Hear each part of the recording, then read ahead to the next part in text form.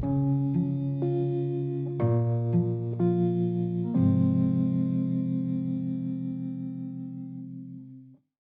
to the podcast. My name is Father Bill W. I'm an Episcopal priest, and I live here in Austin, Texas.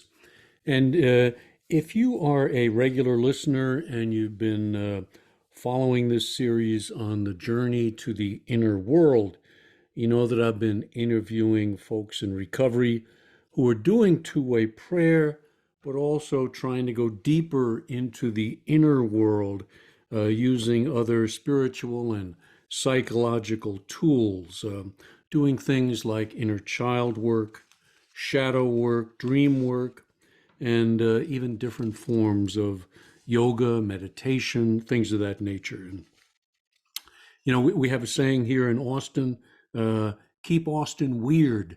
And so trying to do that in my 12-step work, kind of go out to the edges and go a little deeper into, I think, what recovery has to offer us. And the person I was scheduled to interview this week, she had to go out of town. And at first I thought about putting this off for another week and not doing a podcast. But my inner voice kept speaking to me in my morning meditation, and it was suggesting that I do something a little bit different. And what was happening was two authors kept coming into my mind, and neither of whom do I know really well, but a lot of people I do know and respect think very highly of them. The first is a woman by the name of Brené Brown.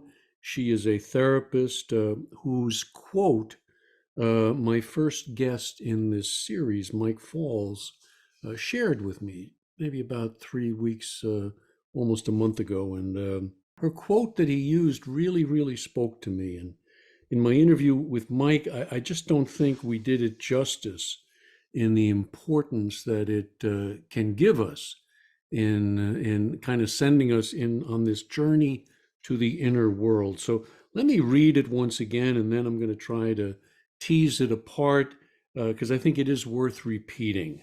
So this is what Brown writes. She says, midlife is when the universe gently places her hands upon your shoulders, pulls you close, and whispers in your ear, I'm not screwing around. All of this pretending and performing, these coping mechanisms that you've developed to protect yourself from feeling inadequate and getting hurt, has to go. Your armor is preventing you from growing into your gifts. I understand that you needed these protections when you were small. I understand that you believed your armor could help you secure all of the things you needed to feel worthy and lovable. But you're still searching, and you're more lost than ever. Time is growing short. There are unexplored adventures ahead of you. You can't live the rest of your life worried about what other people think. You were born worthy of love and belonging. Courage and daring are coursing through your veins. You were made to live and love with your whole heart. It's time to show up and be seen. I think I've read that quote, meditated on it maybe 20 times since I first heard it. And I think it really speaks to the inner work that is needed to achieve, let's call it full recovery. So let's kind of dive into this line by line. I'm going to put it in the show notes so you can follow along and meditate on it yourself, because I think there's an awful lot there. So it opens up saying, midlife is when the universe gently places her hands upon your shoulders, pulls you close, and whispers in your ear, I'm not screwing around. Midlife. This is the famous midlife crisis for many. And Jungians say life is divided into two halves. In the first half of life, we become a self. We build up an ego, so that we can function in this world. You have to have an ego. If you don't have one, you're psychotic. So you have to build one up, become a self. And there's a lot of falseness that comes in the building up of that self. Any negative stuff, I push it down, it becomes shadow stuff. And I try not to look at it, try to deny it sometimes that it's even there. But then there comes a crisis, and this is the time when we enter what Jung called the second half of life.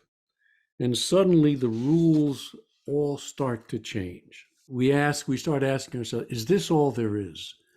Because it's not feeling whole, it's not feeling complete, I'm not feeling authentic.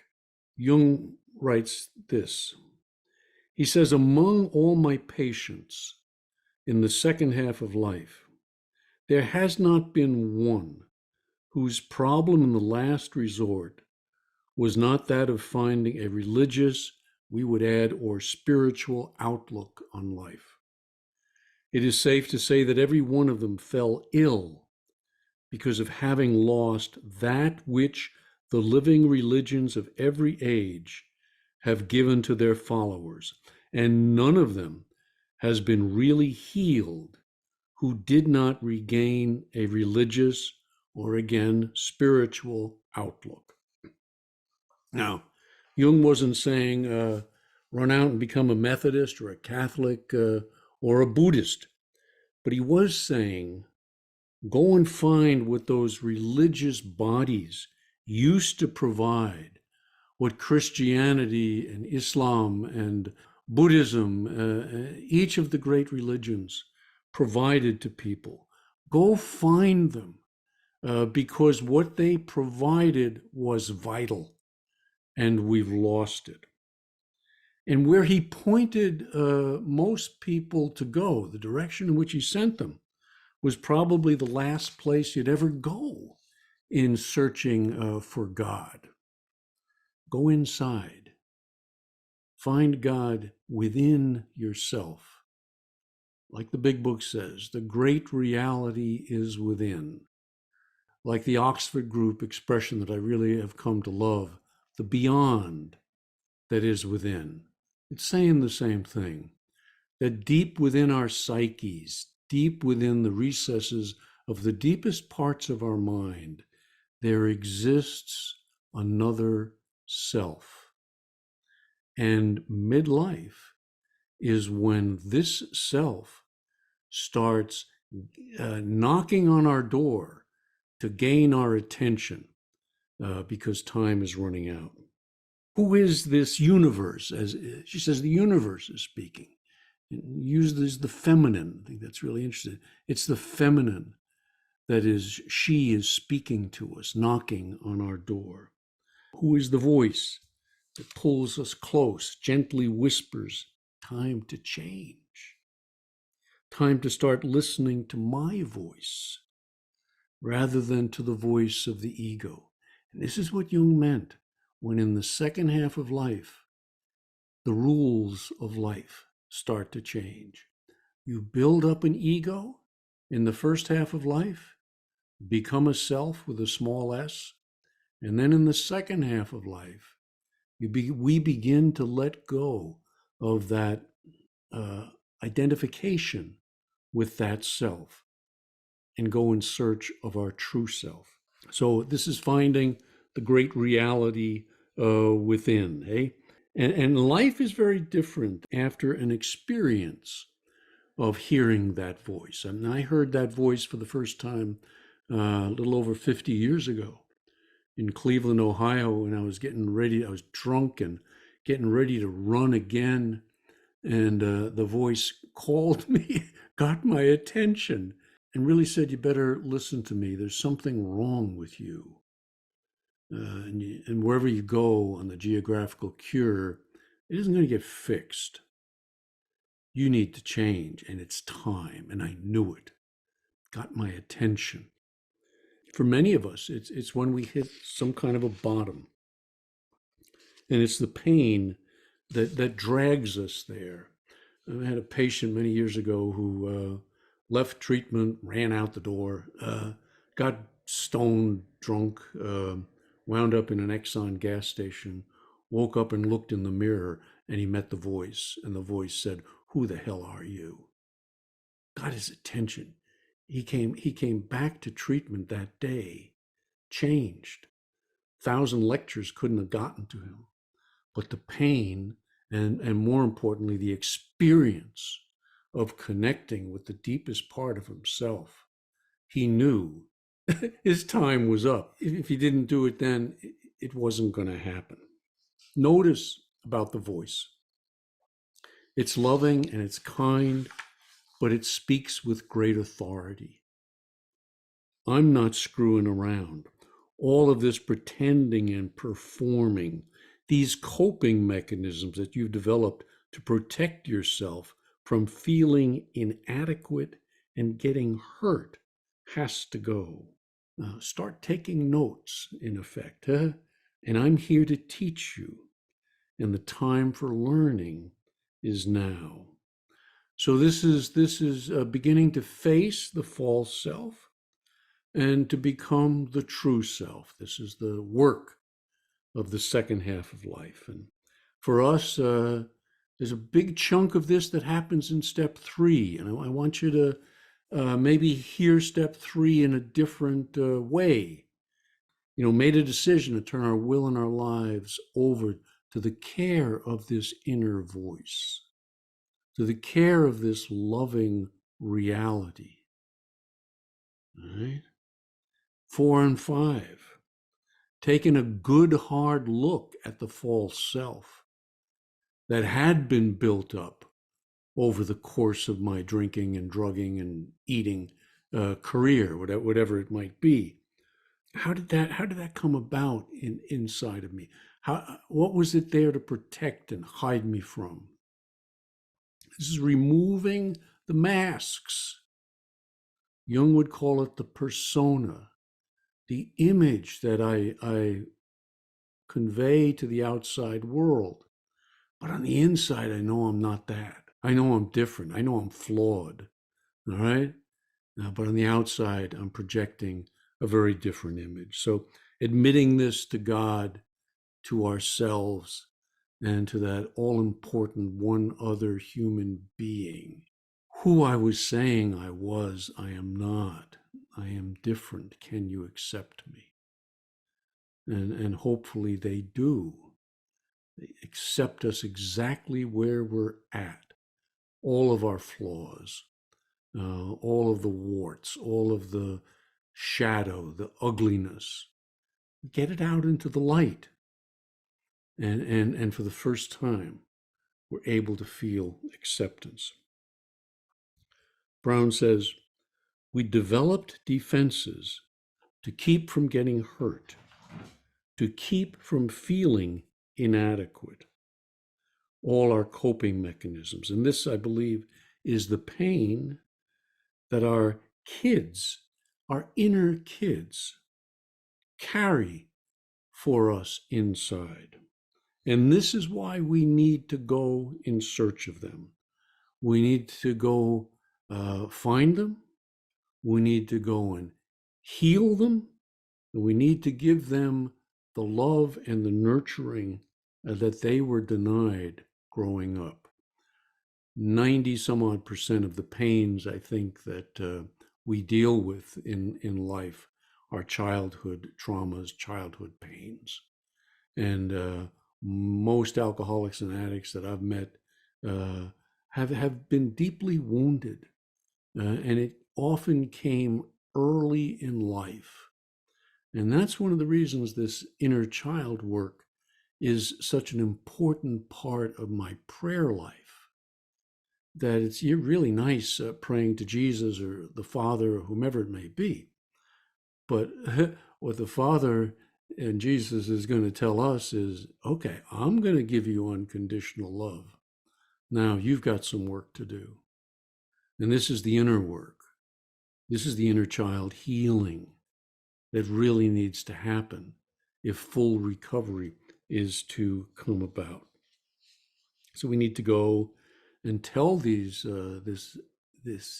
inner child, the kid, We call it the kid. If you listen to Suzanne's last week, hi, kid. It's me. I'm here. I'm here for you. I know you were abandoned. I know you were hurt.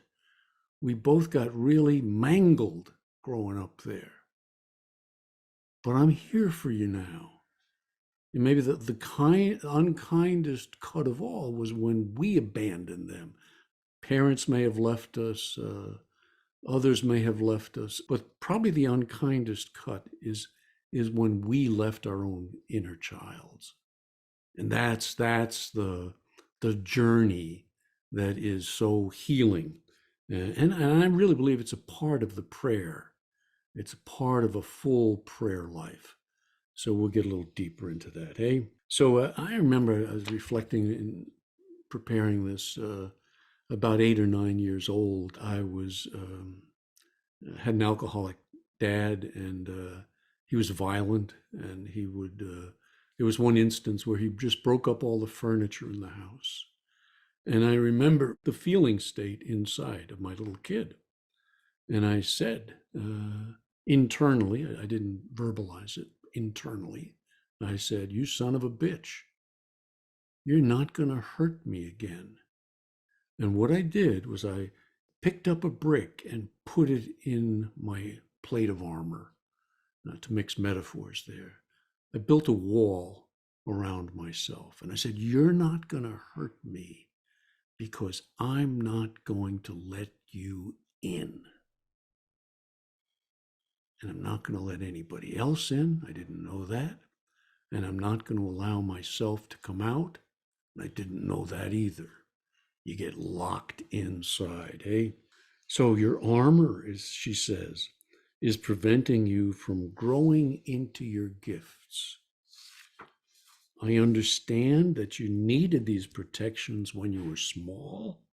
I understand that you believed your armor could help you secure all of the things you needed to feel worthy and lovable, but you're still searching and you're more lost than ever.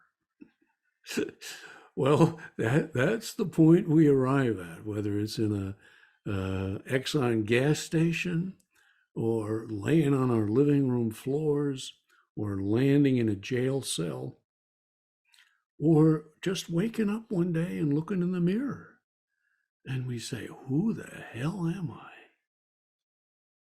And the falseness comes through. And that's a very divine moment, because it's a moment when the inner self is addressing the outer self, and there's an opportunity there to start to become who it is we are meant to be. The alcohol, the drugs, the food, the sex, they're just not working anymore. More lost than ever. I love that phrase. We're more lost than ever. Time, she says, is growing short. So this is the midlife crisis. And for most of us addicts, I strongly suspect that it's accelerated in time. And if it weren't accelerated in time, many of us might not be here. We're not going to make it to 35. And so we see people at 25 or 20 or 16, but we hear it and it grabs our attention. It's time to change. This is time to begin the inner journey. Time to begin a new relationship with God and with the world, hey? So she says, there are unexplored adventures ahead of you. For me, two-way prayer, I mean, some people look at it as like a daily chore, It's not. It's a daily adventure. Okay, life, what are you asking of me today? I always had the question turned around. I always had life on the witness stand. And I would interrogate life. I would interrogate God. Never asking, what are you asking of me? But I'm making demands here. I'm telling you what I'm asking of you. There's the flip. There's the two halves of life. There's when the ego becomes rightly related to the greater self. That's what these Jungians are talking about. That's why Carl Jung sent Roland in search of this change. You got to go. I can't give it to you. You've got to find it for yourself. Find it in a religious or spiritual environment was the best advice he was able to give to his patient. And going in search of the kid, I know for many it can be a very scary experience.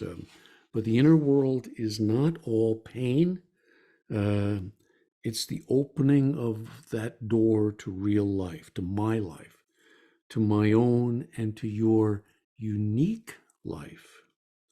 See, you are the only one of you. I know we talk about uniqueness as a bad thing in the program. Now let's put that aside for a moment. I mean, the truth is there's only one of you. There's only one of me. And am I and are you going to become the full self that you are capable and meant to become? That's the question. That's the question you have to bring to your prayer every single day. And you're going to ask it in your relationship with God, with the higher power. Are you rightly related there? And you're going to ask of it inside. Am I rightly related to my own inner world? Hey? It says you can't live the rest of your life worried about what other people think. And this means people who are alive and people who are long dead. And sometimes the dead rule our lives even more than the living. And we need to go in this inner world and have an opportunity to meet them. And that's what active imagination that Jung developed was all about. Imagine that you're meeting these people and you're going to have a dialogue with them. And they're going to express some things to you that you are not aware of, and you're going to express to them some of the deep feelings, the hurt, the pain that you felt in relationship to them. And in two-way prayer, we allow God to speak. We don't go back and forth. That's my suggestion anyway. But in inner work, in this kind of dialogue, there's very definitely a back and forth that goes on. And I think that's what you heard with Suzanne, and you'll hear with some of the other folks who are going to come on and share some of their journey with us. Hey, now, what I've found in doing this is even the dead. I'm going to take my father as a classic example. That they want me.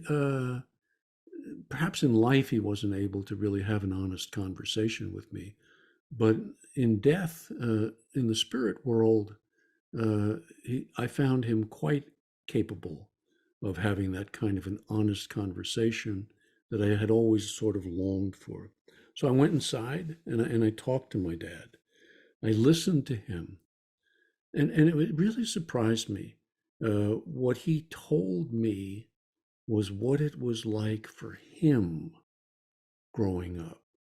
He was sorry for the pain that his alcoholism inflicted on me and on the family and on him. I mean, he was as much a victim as all of us. But he told me what it was like for him growing up, how he had an alcoholic father who had never been there for him. And try as he might to gain the approval of his dad, he never got it. Never, ever in a million years did he get it. None of the kids in his family got it. You know, they got abuse, they got neglect, they got criticism, they got sarcasm. They never got their father. Scripture says the sins of the father are passed on to the third and fourth generations. That's what he was talking about. You know, And my grandfather got the same crap from his old man. And so the question becomes, when is it going to stop? When is enough enough? When am I going to stop blaming and start forgiving and living and loving? That's really the question. And the only prayer, Richard Rohr says, two things strong enough to change a man: pain and prayer. Most people choose pain. And when the pain gets bad enough, perhaps I'll change. But when the prayer gets intense enough, perhaps I can change there as well. Now, my experience is you can. So you do your inner work, and you're gonna open yourself up in imagination, to, if they could speak, what would they say? And a number of very holy people, for what that's worth, say this is a very legitimate form of prayer. You can do prayer that's just rote and mechanical, or you can go inside and begin to use imagination and begin to experience intuition and begin to find our consciousness will be placed on a much higher level. Isn't that what the book says?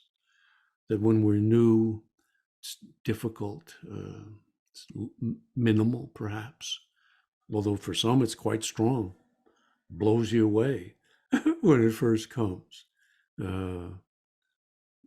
But there is the connection, and there's a juice and energy that's found there that you're not going to find anywhere else. And this is what's been discovered about the unconscious, that the unconscious is a source of tremendous energy. And that energy can swamp me like a huge wave, or I can learn to ride on it, treat it respectfully, gain from it, from the depths, the gifts that it bears for me, because both of the things were there. So the journey, I believe, is all about becoming free.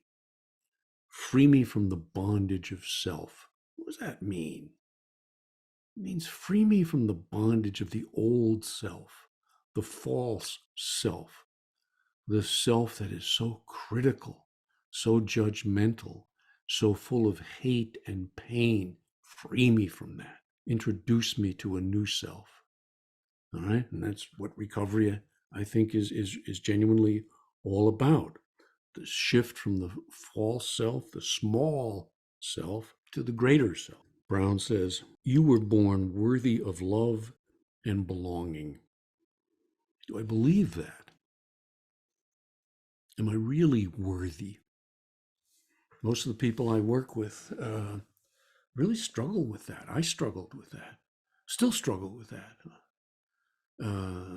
This thing is like peeling the layers of an onion, and the damage goes deep, and the recovery work goes deep. I just don't think that, at least it has been my experience. I've been doing two-way prayer for 30 years. It's not just I did it one day and boom, I'm just wonderful ever since then. No, it has a way of creeping back, and I stay with it, and I go deeper into it, and don't be afraid to repeat. Lord, I'm still feeling such and such, or I've done this a dozen times, and I'm still finding more. Well, there is more to be done. She concludes, courage and daring are coursing through your veins. You were made to live and love with your whole heart. It's time to show up and be seen. To show up. To show up. All right, that's our challenge. That's step 12, is to show up. Having had this, we carry the message of this out into the world. if you're just trying to hang on to it, and you're not out there helping and changing other people, other lost kids, you're not doing the work. And the flow is going to dry up. Promise you. Promise you. You know? But if you can get into the flow, if you can allow it to, that energy to course through you, eh? Courage and daring are coursing, flowing through your veins. Feel it. Feel it. Carry it. Because other people need it. And they need it from you. Uniquely from you. If you don't give it, then you're not going to get it. And you want to find meaning and purpose in your life? Start tapping into this energy and tapping into, okay, God, what's up today? Who are you sending me today? How can I meet them and help them and be of love and service to them? And when you fail, as you will, as I do, you come back the next day and you say, I failed. Please help me do better today. That's the journey. Now, I said there were two pieces of wisdom writing that had my attention the last few weeks, and the other is from a guy by the name of Ken Wilber, and he's not someone who speaks to me very much, but he does to some people whom I respect. Richard Rohr, again, I quoted him earlier, and he quotes from Wilber quite a bit. And Wilber is a student of consciousness, let's say, forms of consciousness, the fullness of consciousness. He has an integral consciousness, he calls it, full consciousness. And he breaks it up into four parts. And this is what I'm interested in, and I think it has a lot to teach us. He says the four parts are these, and you'll relate to these. Wake up, number one. Wake up. This is step 12. Spiritual awakening. Awakening to what?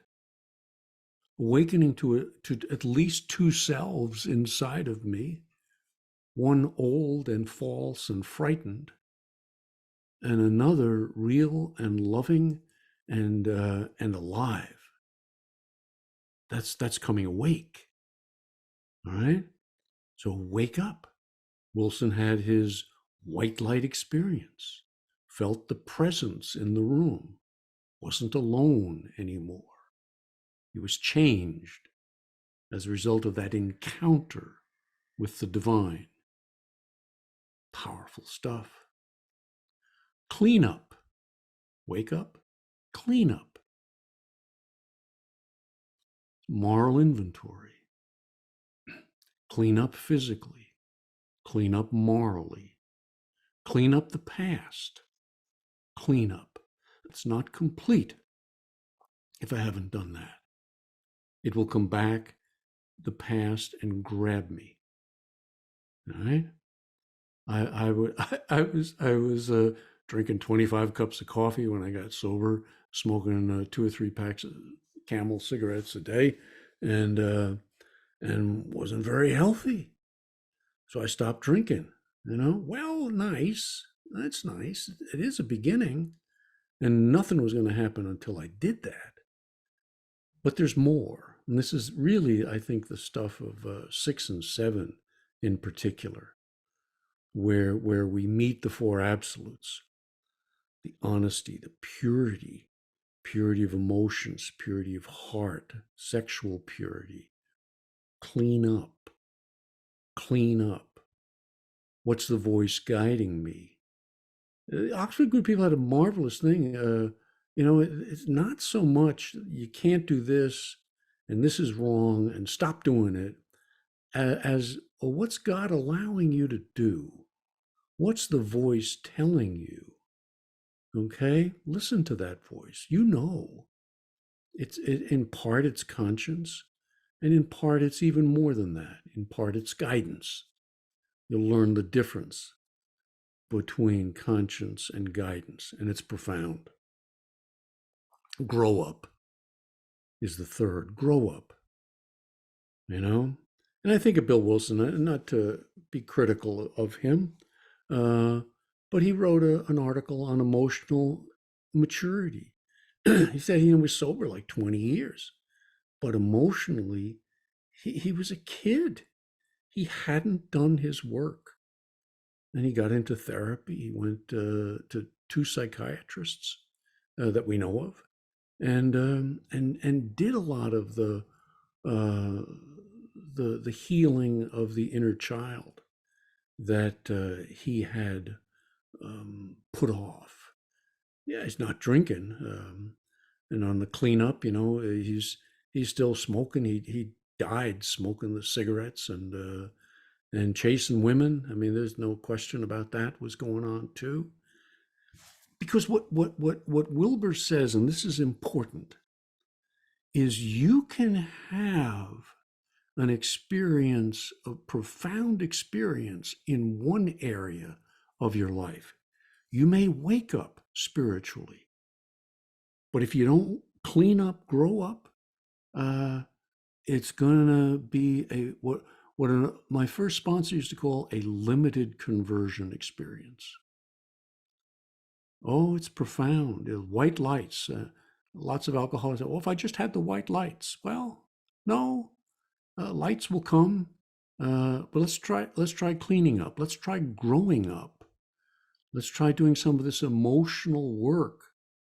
I have met some of the most mature people in 12-step fellowships, and I have met some of the most immature. And if everything is, well, I didn't drink today, but I acted like a 3-year-old or a 6-year-old. Well, the program of attraction, I don't think we're going to attract many people. But if we can really work the whole program, then that whole program is going to involve deeper parts of ourselves that also need to have healing. So wake up, clean up, grow up. And then the final one is show up. And that was the way Brown ended hers too. You got to show up. But you show up changed, you show up differently, you show up in giving it away. Not exploiting it, but giving it away. Becoming a channel. And that's what Spirit loves. To flow through us. To evolve through us. That was my guidance, was to share some of this. I hope it was helpful. I hope it puts some clarity around why we're doing some of the inner child work and some of the other work. Hope it brings some new life, new understanding to those processes. Hey, many of us try to find a softer, easier way, and I'm here to tell you, if the softer, easier way worked, I'd be the first to sign on for it. It doesn't work. We got to do all of these areas of our life, and that includes the emotional, the healing, the moral, and the spiritual. So a full package, eh? And if not, what happens to us? We become restless, irritable, discontent. And I've learned something over the years that's not a bad thing. Maybe this would be a nice little takeaway from this, if nothing else. That when restless, irritable, and discontent come along, it's not a bad thing. It's simply an indication that I haven't done the whole thing. That there's work to be done, inner work, transformational work, change work that God is calling me to do. And my soul knows it. And she is trying to communicate that to me. So listen to the voice, become who you are meant to be, and I will try to do the same. And hell of a journey. Hell of a journey. So hope this was helpful. And we'll pick up next week with our second woman from the UK who's done some really marvelous inner child work. And I'm looking forward to her sharing that with us. So thanks for listening. I hope it was helpful. God bless, and keep coming back.